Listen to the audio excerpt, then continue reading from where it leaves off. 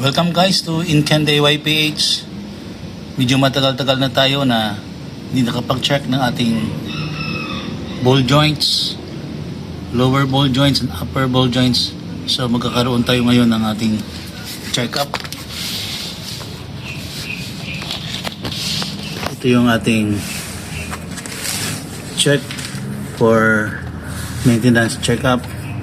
Yung lower ball joint natin ito. Okay.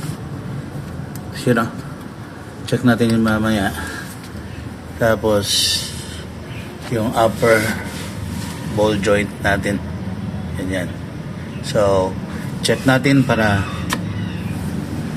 malaman natin kung okay pa ba ang kondisyon ng dalawang ball joints natin. Dahil kailangan natin na i-check ito. Nang gagawin natin dito, maglalagay tayo ng jack.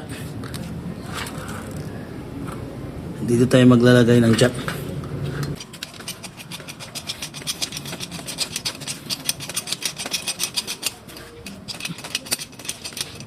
Hindi guys. Iangat natin para malaman natin yung yan. So DIY checking ito guys para mabigyan din kayo ng idea sa tahanan kung paano natin ma-check. Yan. Pag naangat natin ng kunti dito sa ilalim na kasya lang ng ibigaw natin, okay na yan. Then, mas maigi kung mayroon tayo dito. Pwede tayo maglagay ng support dito. Dito guys. Yan. In case na matanggal, mayroon tayong support dito. Yan. So, okay na guys. Pwede na tayong pumunta sa kabila para ma-check natin kung mayroon siyang galaw.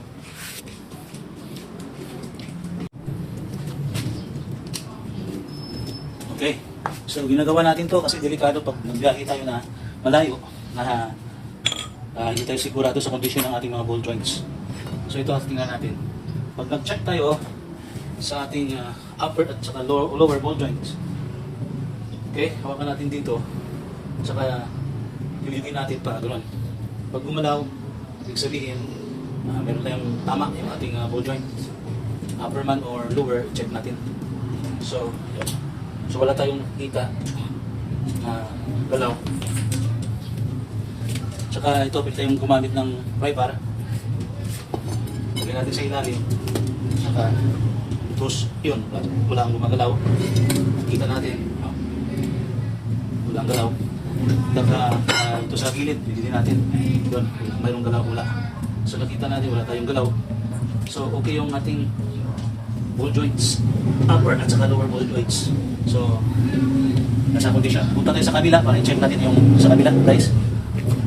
So yung ginagawa natin dito guys is actual check up ng ating ball joints. DIY ito. Tayo lang ang gumagawa since na para hindi na tayo magbayad pa ng payment sa check-up.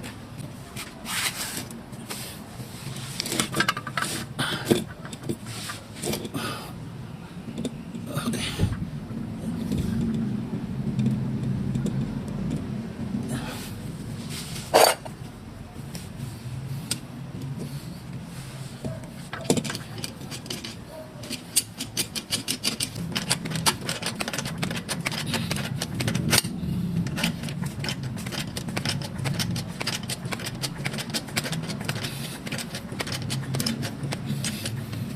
Okay.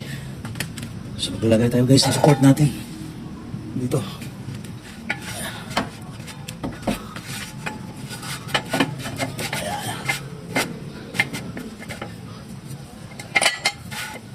Ayan.